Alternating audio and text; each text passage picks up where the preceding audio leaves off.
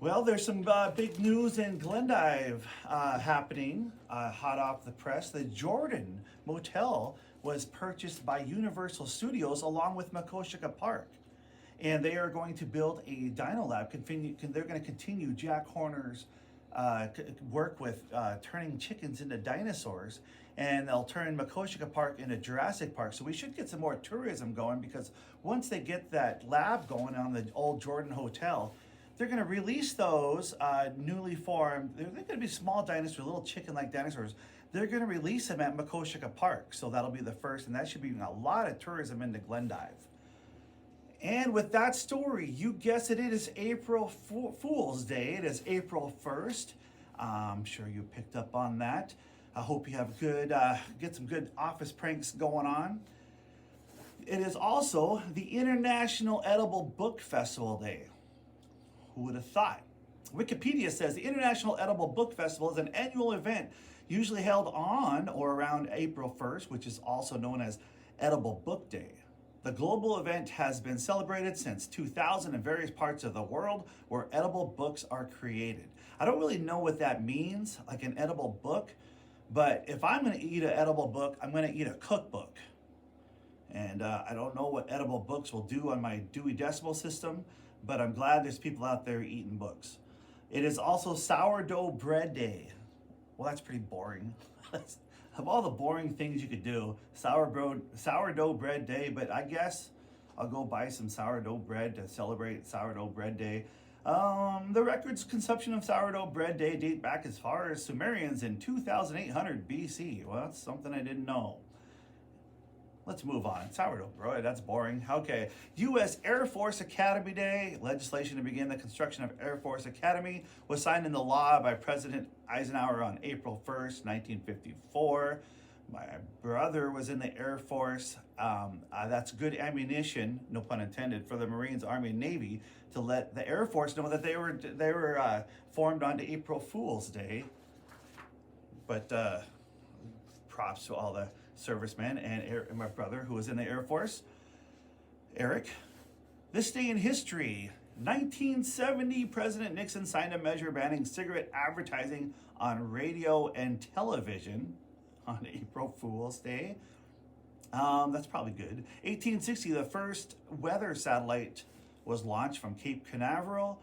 1929, the first modern internal combustion engine was demonstrated, and the engine remains relatively unchanged. They could work on the miles per gallon. I mean, I wish we could get the better miles per gallon, but this got a little bit better. In 1889, the first dishwasher was marketed.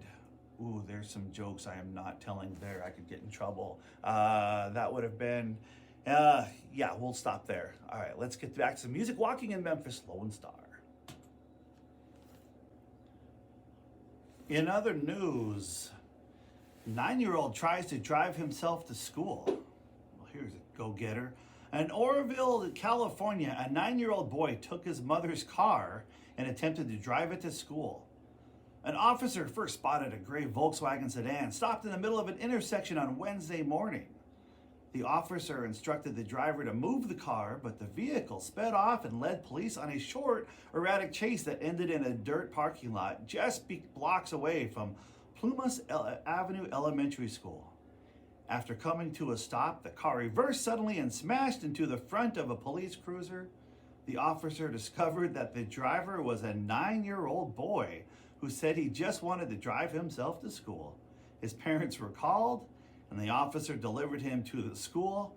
I wonder how long he was grounded for, but boy, I can't imagine the street cred he got at school. That kid is going to be the coolest kid in class for years to come, driving himself to school. It does remind me, I did drive do you remember for those that lived in Glendive, we had the Little Red Schoolhouse up in the Heights, and my family lived over by the high school. And there were yellow seats and a bunch of wooden chairs. There were 9 yellow seats, and the rest were wooden chairs. And the 9 yellow seats were always grabbed up by the kids in the Heights who walked to school. And if you had to ride the bus, there's like 2 left. You better be the first 2 kids to get the yellow plastic seats. Otherwise, you had to sit in this wooden chair all day long. And one day I beat the system. I drove my green. I don't know if anybody, I didn't tell anyone, but I had a green machine. If you don't know what a green machine, shame on you. That's a whole nother story. It's the baddest, it's the baddest big wheel that they made back in the day. And it was real low to the ground, could do peel outs. Anyway, I drove my green machine one day all the way from the high school to the Little Red Schoolhouse. I got there early just to get a yellow chair. It was the sole purpose. Well, naturally, again, I ran out of. I ran too many stories again. We'll talk about others. We'll get to these other stories later. Here's a few more Cowboys, and we'll get to some news. Tupperware is in trouble. Tupperware, that mid-century marvel of mummifying your surplus scraps, has warned that the company may not survive another year. The 77-year-old seller of plastic airtight food storage containers first raised substantial doubt about its ability to continue as going concern nearly a year ago. Sales have been declining in recent years, although there was a little recovery during the COVID-19 pandemic, but now sales are on the downward trend again.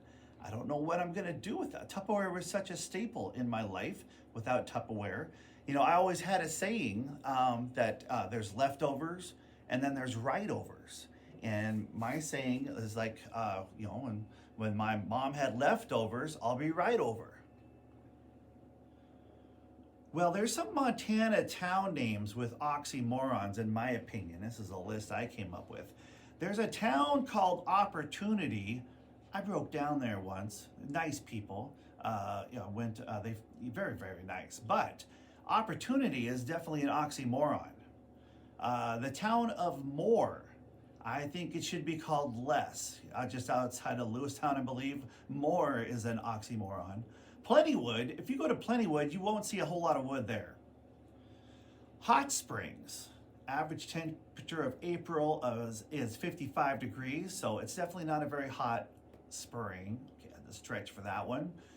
Great Falls, I've seen them. They're pretty good, but they're not great. Poplar, most have never heard of Poplar. Roundup, that's an oxymoron, because nobody ever says the population is 2,000. They always say it's 1,750. Nobody ever rounds up. Way over on the western side of the state, Superior, more like inferior to dunce. And then one more oxymoron for a name is Glendive. It's not a dive. But on another note, last week, I'm on this mystery. So I read a story on how Glendive was named. And it's named by Sir George from Ireland. And it reminded, he crossed, I believe it was called, he thought it was Glendale Creek, not Glendive. They misinterpreted his handwriting and called it Glendive. But back in the late 1800s, I think it was 1880, somewhere around there. I have to go look it up again. But I'm on a mission here to figure out the exact naming of Glendive. But Sir George named it after a creek that he grew up on in Ireland that reminded him of a creek in Ireland. So I need to do some history on Sir George, find out where he's at. I think there's some it's not Glendale. I'm doing some Google searching. And there's some similar words to Glendive in Ireland. I want to find this creek. But the first creek I saw at Google Images did not look like Glendive Creek. Far cry. So he must have really been homesick. But I got to tell you, this Sir George was a real jerk, and in this day of age, the Cleveland Indians changed their name, the Washington football team, this is, hey, Glendive might need to change their name here a little bit, because Sir George, all he did was massacre animals. He was this rich guy, and he traveled across with a caravan. He had to have his own private iron bathtub. I mean, he just had this. He was never married. All he wanted to do was kill things. And he just massacred everything. I don't remember the stats, but he killed like 100 bears, this and that. I mean, just all he did was just hunt and kill all day long. Finally, the Sioux got the best of him. They didn't like that, of course. That's just, and I think it was in South Dakota. They got the best of Sir George. So Glendive was not named after a fellow. If we're going to still go with this oxymoron, my vote is naming it Hell Creek. I don't know if that would get a lot of votes, but that would go with the Hell Creek because I think Glendive is heaven. So I could put that there. But maybe we could come up with some different names for Glendive. What does everybody think? Is that a little controversy? It is April Fool's, but I'm telling you that story is true about Sir George, but they aren't really. I'm instigating a little bit here about changing the name. It's an April Fool's Day, but there's a part of me that's a little serious. I want to think about this a little bit. Incorporated. It is April 1st. Be on the lookout for April Fool's jokes today, or be the instigator. Here's a couple ideas I took from Reader's Digest website. If you need some April Fool's ideas, how about the soupy shower? Unscrew your shower head and pop in a bouillon cube. When the next person in your family takes a shower, it will increasingly smell like chicken as the water steams down. That's pretty cruel. I don't know about that one. But if you have brothers, it's not that cruel. If you tend to get a lot of deliveries each week, then this is a good April Fool's prank, especially for a spouse. Save the boxes for a few weeks, and then on April 1st, set them all by the front door to trick your partner and thinking they went on a shopping spree. That's a good old-fashioned April Fool's joke. That's good. How about this one? Twist out the top of your loved one's deodorant about 2 inches. Remove it with a spoon and replace it with cream cheese, which you then mold and shape with your hands. It will take some time for it to look realistic. When you hear their scream in the morning, the time you spent will be worth it. That would take some time, but a good prank might take time. Buy a box of donuts from your local donut shop, but remove all the donuts before you get home. Fill the box with veggies like carrots, celery, and broccoli, and close it and leave it on the table. Oh, for a young kid, that's pretty cruel. For your family will get it, of course. You know, I remember our own bakery. When I was a kid, they had an April Fool's special. You could get 12, I think it was Bismarcks. But one, maybe it's 13, and then one Bismarck was filled with mustard. And I remember we got that, and shout out to Dustin, who I remember watching him bite into that mustard. It was precious. He didn't know what was going on. That mustard Bismarck filled donut. Okay, buy a bunch of googly eyes. Oh, this is great. And decorate every item in the fridge with them, from the apples to the milk and ketchup bottles. When the next person opens the fridge, everything inside will be looking right back at them. That's a good old wholesome prank there, googly eyes. Let's do a few postcards from Dave, shall we? What April Fool's Day would be complete without some postcards from my buddy Dave, I've known since kindergarten, who is not on social media, but he sends me postcards once a week with his own photographs for the past 5 years, and it's awesome. It's fun getting things in the mail. And this one here is a picture of elk. Very good. Ooh, that guy would go good on someone's wall right there, and the other two would go good in someone's refrigerator. You know, every time, no, let's not talk about people giving elk meat away, because it always happens. It's too much elk meat for anybody, so I always appreciate free elk meat. All right, let's, so inside the elk postcard, it says, Dear Dave, if your circle of friends are all squares, your Saturday nights might be in bad shape. I get it. Squares, shape. I don't need to describe these, do I? Okay, I like this picture. Okay, here's a postcard of Makoshika Park. It's got the Tyrannosaurus Rex Peak, or Tyrannosaurus Peak, that was named by Dr. Hyatt, because the real legend is he found a 6-inch T-Rex tooth up there, and I just dropped it on the microphone. But I'm showing it, I'm videoing this, so you guys can all see this. All right, inside it says, Dear Dave, dyslexic kids must hate Christmas when Satan comes to town. It's probably better reading that than. All right, here's another. This one is 2 birds with long legs, and God put their kneecaps on backwards and long beaks, and so these are. Well, they're looking for something. I don't know what kind of birds these are. You know, for a biology teacher, whatever I just said is zero faith in my biology teaching. But if you open it up, oh, there's a math joke.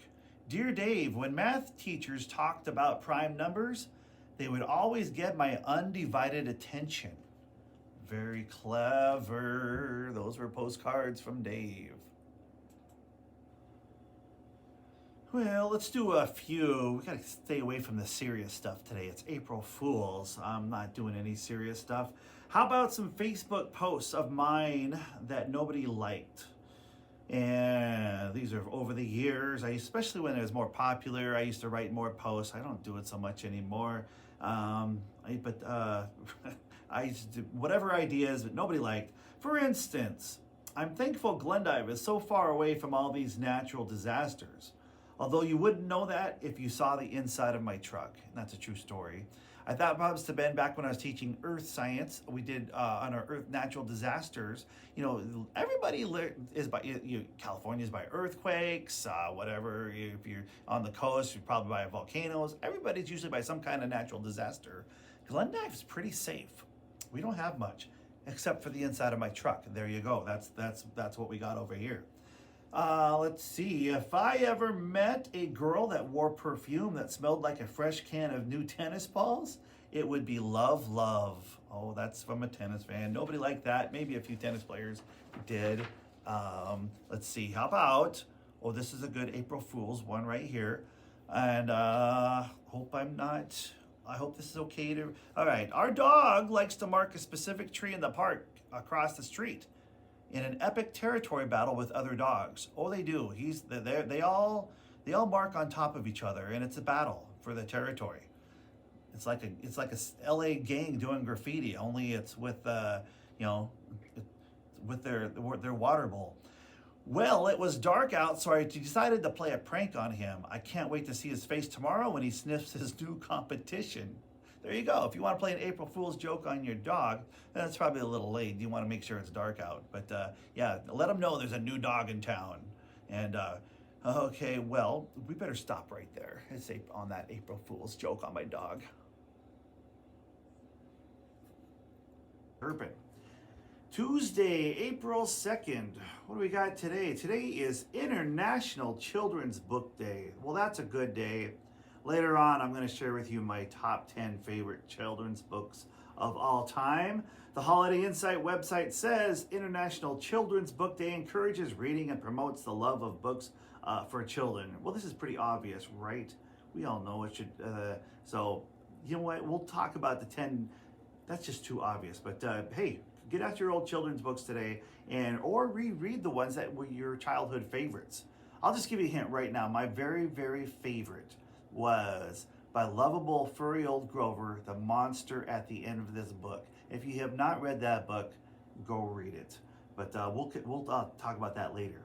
It's also National Peanut Butter and Jelly Day, and that's what I'm talking about. There's nothing better than those town pump peanut butter and jellies and milk on my road trips. That's what I do. And so this is a great excuse for me to feel not guilty of eating peanut butter and jelly all day long. You know, I have some twin nieces, and sometimes they argue. Most of the time they don't, but when they do argue, I ask them, "Hey, do you like peanut butter sandwiches without jelly?" Like, no. And I ask the other one, like, "Do you like jelly sandwiches without peanut butter?" Like, no. But do you like peanut butter and jelly? Yes. And so I'm trying to prove to them it's way better to work together. So I don't know what it is, just so it's better to be teamwork than it is individual. And I don't know what it is about peanut butter. Ew, a peanut butter sandwich by itself, horrible. Jelly by itself, horrible. You put the two together, it's magic. This day in history. 2011, highly radioactive water leaked into the sea from a crack at Japan's stricken Fukushima nuclear power plant. Okay, so Godzilla is 2011, that's 13 years. I'm just wondering how long it takes for Godzilla to get big, because it's probably about 13 years for a lizard in the ocean. Radioactive water leaked. I think this is going to be a reality here real soon. 13 years is just about right. Match my words. 1978, Velcro went on the market, and I am mad that Velcro shoelaces did not become cool. That's the only reason that we don't have Velcro. I mean, they make so much more sense, but they just, you don't want to walk around with Velcro shoes. No offense to anybody out there. But maybe they're just smarter and don't care what people think. 1966, the United Soviet Union's Luna 10 became the first spacecraft to orbit the moon. In 1954, plans were announced for the building of Disneyland. And the line started there. 1877, the first season egg roll was held on the grounds of the White House in Washington, D.C. That's got to be a typo. Egg roll, they don't even believe in Easter. Egg, was it even invented then? Egg hunt. That's probably an egg hunt. I think we got a typo here. 1827, Joseph Dixon began manufacturing lead pencils. And I remember the first day, I think it was second grade, when I learned that number 2 pencils were not made of lead. So why are you calling them lead pencils? When they changed it to graphite, when we knew that drawing on myself would give me lead poisoning. 1792, Congress established the Philadelphia Mint. And that's this day in history. All right, let's get on with our Tuesday. Hope you're having a good morning out there.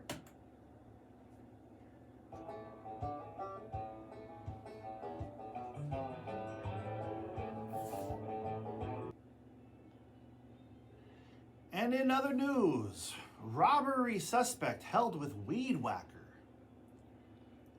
I just love these stories. I just love them. And I love the word weed whacker. Whoever came up with that, kudos. A landscaper in Houston, Texas, used his weed whacker to stop a suspected robber from taking his lawn equipment by hitting him with it. The lawn crew noticed 2 vehicles pull up to their truck and trailer. The suspect got out of one of the cars and grabbed 2 backpack blowers out of the landscape's trailer and tossed them into the back seat. Horrible. As the suspect was getting into the getaway car, the landscaper whacked him in the head with a weed whacker, causing him to fall out of the vehicle. The suspect kept trying to get up and run in the waiting getaway car down the street, but the landscaper kept poking him with the weed whacker. 4 other suspects in the 2 cars came back, displayed a weapon. Ooh, never bring a weed whacker to a gunfight. That's and demanded their friend be freed. The group of thieves got away, but police later tracked them down at a nearby hospital where the weed wacky went for treatment of a facial cut from the weed whacker. Which I like because, I've watched Scarface. He's got the scar. I mean, you get street cred by going to prison and getting in a knife fight. You got a big old scar down your face. So now this guy's going to go to prison, and he's got to explain to everybody he was not in a knife fight. He didn't get a fight. He's got to go to prison and tell everybody he got his scars from a weed whacker. With that, 0 street cred there. Cicadas are the champion urinators of the world. Okay, here's a little biology lesson. The media hype for the coming cicada invasion in the eastern U.S. Oh good, it's in the east. Is hitting fever level. And it's still a few weeks away. They come out every, 17 years? But there's something you should know so you can take precautions. So I don't know if they said eastern. I don't know how far, if that reaches Montana or not. But anyway, it says when cicadas eat trees, they go for the tissue called xylem, which carries mostly water. The liquid is hard to extract, but the cicada has an outsized head that is used as a pump. They use their proboscis like a tiny straw, and their head acting like a pump sucking out the liquid. And where does all that fluid go? They pee it out. Cicadas have urination rate 2 to 3 times stronger and faster than elephants and humans. They have a muscle that pushes the waste through a tiny hole like a jet. When you walk around in a forest full of cicadas and it feels like it's raining, that's cicada pee. And I always thought, I've always wanted to know what that was. I always thought it was just the trees, sap from the trees. No, now I know I've been getting peed on by cicadas. But, that's the heart of summer, though. I love listening to when it's in the middle of June, 100 degrees, when those cicadas chirp, then it's time to go jump in the river. It's good stuff. I'm missing it. Well, let's go. Let's stop there. Let's go here. Here's some monsters from Eric Church. When I was 7 years old, baby. Oh, this was interesting. This is from the Times of India newspaper. What's the first thing you thought about when you woke up this morning? A new survey conducted in the United States finds the first thing that comes to mind when people wake up is money, followed by work. maybe I would make more money if I thought about that. My first thoughts are usually people, like people that how did I do the day before? Did I make people happy? Did I make them? How did I best serve them? But usually it's people I love, and like, oh, okay, what can I do to help people out today? That's usually what I think. 'Cause it's just been my personal. That's what I found that makes me the most happy, is making other people happy. That's me. It is International Children's Book Day today, and sometimes I wonder how meeting Dr. Seuss would be. He'd be so odd from you or me. I'd meet him here, there, or anywhere. Good morning. Let's do some postcards from Dave. I think we all know Dave by now. Let's see, here's a postcard. Look at, what is this? This is a castle in Scotland. And up on a hill. This actually looks fake, but it's real, I guess. It's his own picture. He sends me his own pictures with usually jokes on them, but sometimes they're different. Like says, "Oh, Phuey, what's up and new in the dive? Any fun stuff planned? We go to Disneyland here, blah, blah, blah, blah." We don't care about all that. Let's get to the jokes, Dave. Okay, so here's it ends with a joke. Here we go. See, now that Negative Nancy has married Positive Polly, they keep getting arrested for domestic battery. Yes, let's see. That's clever. Good one. Good one. All right.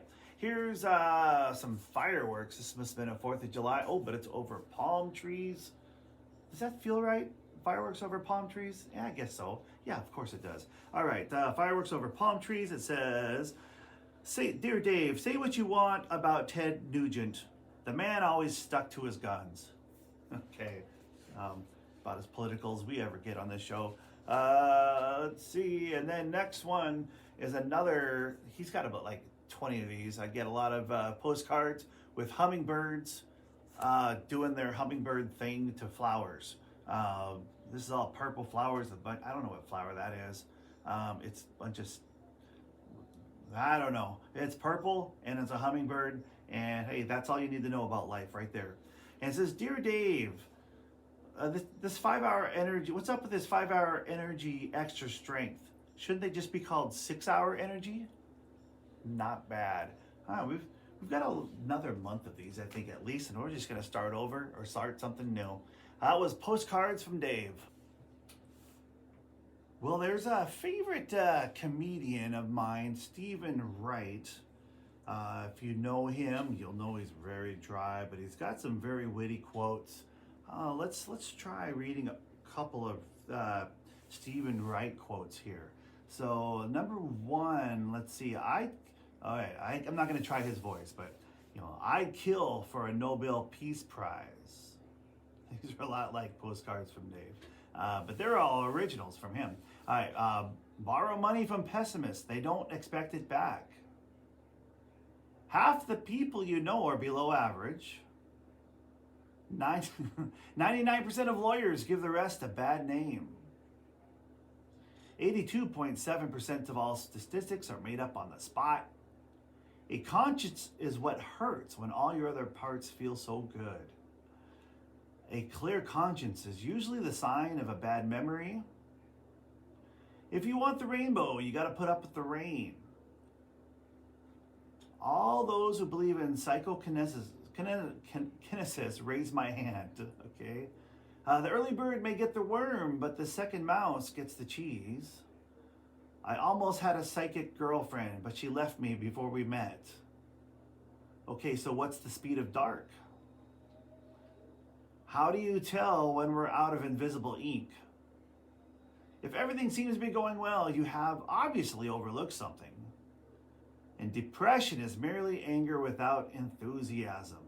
And we'll end with, how about this? When everything is coming your way, you're in the wrong lane. Well, I told a friend the other day, I kind of feel like I've been bitten by a country spider. Kind of like Peter Parker and Spider-Man. I'm with this, working here at the country, KDZN. I feel like I'm just slowly more turning country and country. And, I'm just being honest here that I've got the rodeo I went to Yeah, I mean, I've been to a couple of them, but I kind of feel like my mom watching the NBA when I'm watching the rodeo. So I'm going to read you a story here from my point of view. As an article I sent to the paper last year about that's what Cowboys do. Because that's what Cowboys do, my friend snapped back as I asked yet another rodeo question. By this time, he was sorry he invited me, but I just witnessed Chet, who weighed maybe a $150, get his chaps handed to him by falling from a 1,500-pound bucking bronc named Elmer. I watched Chet hobble back to the gate. So they made the bronc buck on purpose? And Chet rode that because why? Even though I was born and raised in a state in which cows outnumber humans more than 2 to 1, I knew nothing about the ranch life. I felt like a blonde watching football. Puzzled at how this sport is so popular, I asked again, so you're telling me that these Cowboys do this every night? He can barely walk. He just gets up and does it all over again. My friend once again replied, that's what Cowboys do. In a way that Google Translate in cowboy would mean to stop talking. The next event was steer wrestling. They would give these little calves a head start to make them think they have a chance, and then a few seconds later, a half Nelson wrestling move brought them mercilessly to the ground. It was just like having an older brother. This event I did understand all too well, but from the calf's point of view. Then they set up 3 barrels in some sort of Bermuda Triangle arrangement. Seeing all those barrels gave me another older brother flashback. My older brother once told me to call my 7th grade English teacher Daryl the Barrel because he was shaped like a barrel. The next morning I passed by the teacher and with a confident, naive Brady Bunch smile on my face yelled, "Hey, Daryl the Barrel!" I arrived home late after school that day because of some detention, and first thing I did was go right to my brother. "Hey, you said to call the teacher Daryl Barrel. I got detention." "Well, duh, not to his face," my brother replied, laughing. My attention was brought back to suddenly the gates burst open and the young cowgirl on a horse shot out like David Copperfield. She then circled each barrel at a dizzying pace and raced back to like her barn was on fire. Then, like Amelia Earhart, she just disappeared forever. I was so confused. It happened so fast.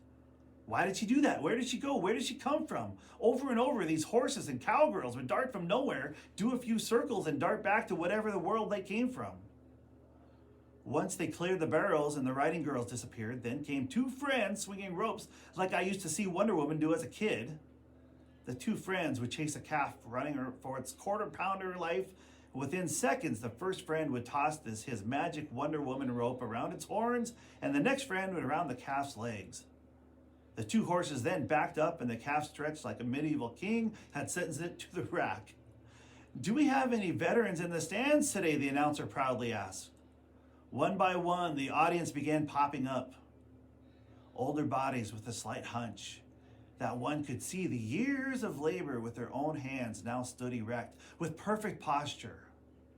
I couldn't help but notice the number of flags around the arena that bore the same colors of these Cowboys' bruises, perhaps a star for each one. The crowd then cheered, the loudest I have ever heard yet. "They sure are patriotic at these rodeos, aren't they?" I commented to my friend. "That's what Cowboys do," he replied back in a way that once again told me to shut up and just watch. Next came the bull riding. Everyone was waiting for this. Ironically, the same amount of time it takes me to eat one of them is the magic time it required to stay on them. 8 seconds. To make things more interesting, I asked my buddy if he wanted to place a $5 bet on who would win and to keep me quiet. He agreed. Knowing nothing, I looked at the names of the bull riders on the ticket. Hank, Chet, Brant, Tate, Lane, and Morgan. Morgan, I thought. What kind of blue state 2-syllable cowboy name is Morgan? Easy money. I bet 5 to 1 Morgan does not win. Just to shut me up, my friend agreed. Each bull reacted and spun differently like an F5 tornado. Its only goal was to knock off the cowboy before the horn blew and vice versa of the cowboy as every one of them hobbled back after their ride. Each bull had a name. If they gave me a chance to name a bull, I'd simply call it Life. The bull riding ended, and I had to ask my friend one more question as he sat back down with his new free drink.